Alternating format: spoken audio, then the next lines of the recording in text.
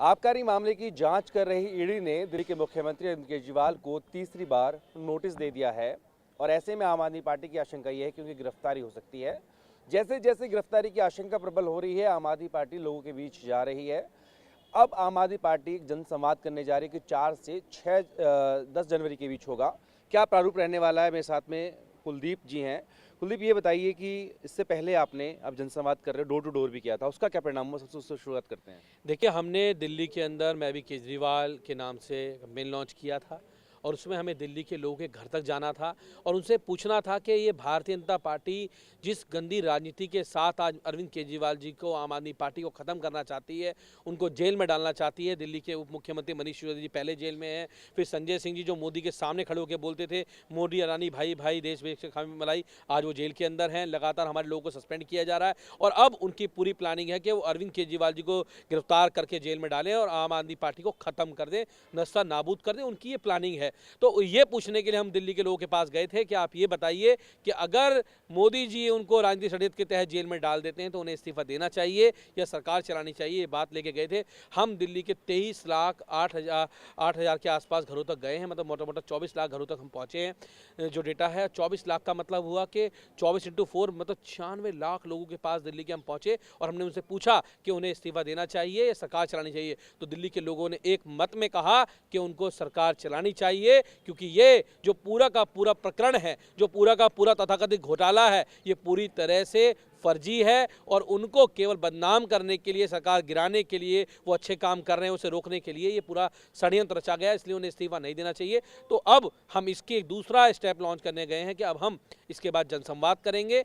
जो होगा और कैसे शुरुआत करेंगे, कौन लोग शामिल होंगे? देखिए, पहले हम दिल्ली के लोगों के घर तक गए थे, हमने उनसे पूछा था, हमने उनसे बातचीत की थी, हमने उन्हें पूरे प्रकरण के बारे में बताया था, उन्हें समझाया था। अब उसके बाद ये डोर टू डोर भी अलग था, क्योंकि काफ़ी देर तक एक ही व्यक्ति से बातचीत हुई थी, उनका फीडबैक लिया, उनके नंबर लिए, उनके सिग्नेचर कराए बुकलेट के ऊपर, उन्होंने सिग्नेचर किए अपने, उन्होंने बताया, उन्होंने अपनी राय दी। जो पक्ष में थे उन्होंने भी राय दी, जो पक्ष में थे उन्होंने भी राय दी। हमने सबकी राय ली, चाहे वो भाजपाई भी होगा उसने भी राय दी होगी अपनी, किसी और पार्टी का भी होगा। अब फर्क ये होगा कि हमने जो भी कुछ किया है, अब ये जनसंवाद होगा, सब लोग वहाँ इकट्ठे होंगे, सामने विधायक होंगे, काउंसलर होंगे, पार्टी के नेता होंगे, उनसे सीधी बातचीत करेंगे, उन्हें बातचीत करके बताएंगे, समझाएंगे, उनकी जो राय होगी उसको लेंगे और उसके बाद हम आगे उस पर बढ़ेंगे। मुख्यमंत्री जो देंगे कि भाई आपको इस्तीफा नहीं देना है, भारतीय जनता पार्टी चाहती है कि आप इस्तीफा दो और वो दिल्ली की सरकार को गिरा दे, क्योंकि उनका काम है केवल सरकारें तोड़ना, केवल सरकारों को गिराना। आपने देखा इतने स्टेट में बीजेपी ने दूसरे नेताओं को तोड़ के सरकारें गिरा ली। और बात मोदी जी को भ्रष्टाचार से कोई गुरेज नहीं है। अगर भ्रष्टाचार गुरेज होता तो अजीत पवार इसके खिलाफ बोलते, सत्ता घोटालेबाज हेमंत विश्व शर्मा जैसे लोग भाजपा में थोड़ी ना होते। वो भाजपा के अंदर उनका काम केवल दूसरी पार्टी को तोड़ना, खत्म करना है और केवल बीजेपी, वो चाहते हैं बीजेपी इस देश में पार्टी रहे। तो इसका मतलब ये है कि वो हम आम आदमी पार्टी को खत्म करना चाहते हैं। लेकिन हमने कहा है कि मुख्यमंत्री जी उनके इस वाले जाल में बिल्कुल ना फंसे और वो बिल्कुल इस सरकार चलाएं, जेल सरकार चलाएं अगर वो मोदी जी ने कहीं भेजते हैं तो। इन 7 दिनों में आप पूरे 250 वार्ड में जाएंगे?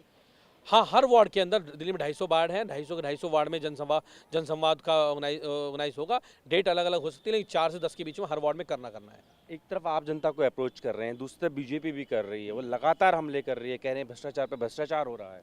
देखिए, बीजेपी के पास अगर कुछ होता तो बीजेपी के पास है, अगर कुछ है तो जाके कोर्ट में दे दे, सुप्रीम कोर्ट को दे दे, लोअर कोर्ट को दे दे, राहुल गांधी को दे दुहाई देते हैं, कहते हैं कोर्ट ने जमानत नहीं है। देखिए, मेरी बात सुनिए, कोर्ट ने जमानत किस लिए नहीं दी वो एक अलग विषय है।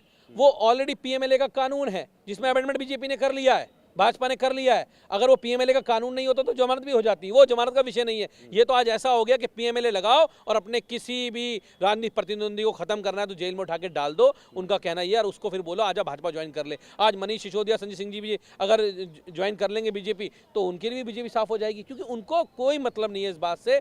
वो केवल और केवल झूठ फैलाते हैं, झूठ पे राजनीति करते हैं और ईडी और सीबीआई का दुरुपयोग कर रहे हैं। ये पूरे देश ने देख लिया। भाजपा अपनी सरकारें बनाने के लिए, दूसरी सरकार तोड़ने के लिए ईडी और सीबीआई का प्रयोग कर रही है और इस जनता को ये बात पता लग चुकी है। आखिरी सवाल और बड़ा अहम सवाल, सब ये जानना चाहते हैं कि क्या 3 जनवरी को अब अरविंद केजरीवाल ईडी के तीसरे समन पर पूछताछ के लिए जाएंगे या इस भी, क्योंकि पहले के दोनों नोटिस पर सवाल निशान खड़े किए गए थे, इस बार भी कुछ ऐसा देखने को मिलेगा? अच्छा, मुझे तो समझ में नहीं आता, ये जो नोटिस आता है ये नोटिस बीजेपी का नोटिस है या ईडी का नोटिस है? पहले तो नोटिस जब आता है तो भाजपा के लोग प्रेस कॉन्फ्रेंस कर देते हैं नोटिस आने से पहले कि आज नेता उन्हें नोटिस आने वाला है, आज उन्हें गिरफ्तार किया जाएगा, अरविंद केजरीवाल जेल जाएंगे। उनके पास कहां से खबरें आती हैं? वो ईडी के प्रवक्ता हैं क्या?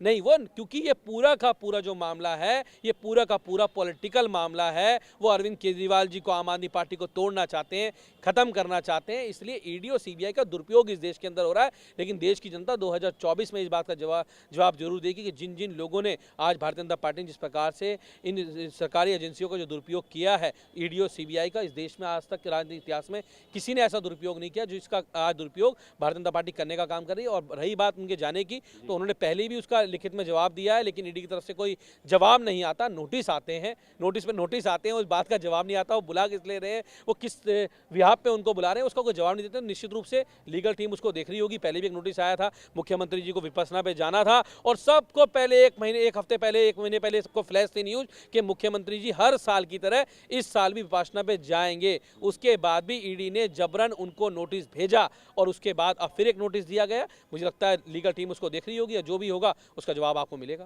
तो बिल्कुल, पहले आम आदमी पार्टी ने लोगों के बीच में जाकर डोर टू डोर कैंपेन किया, और अब इससे एक स्टेप और आगे बढ़ते हुए आम आदमी पार्टी एक हफ्ते के लिए लोगों के बीच में जाएगी, और ये तकरीबन 4 जनवरी से लेकर 10 जनवरी के बीच का जनसंवाद होगा, जहां पर लोगों के बीच में इसी पर रायशुमारी की जाएगी कि अगर अरविंद केजरीवाल आबकारी मामले में गिरफ्तार होते हैं तो क्या वो अपने मुख्यमंत्री पद पर बने रहे, इस्तीफा दें, या फिर जेल जाने की नौबत में भी वहीं से सरकार चलाते रहें। अपनी वीडियो से होगी अमित बालियान के साथ जितेंद्र भाटी, भारतवर्ष, दिल्ली।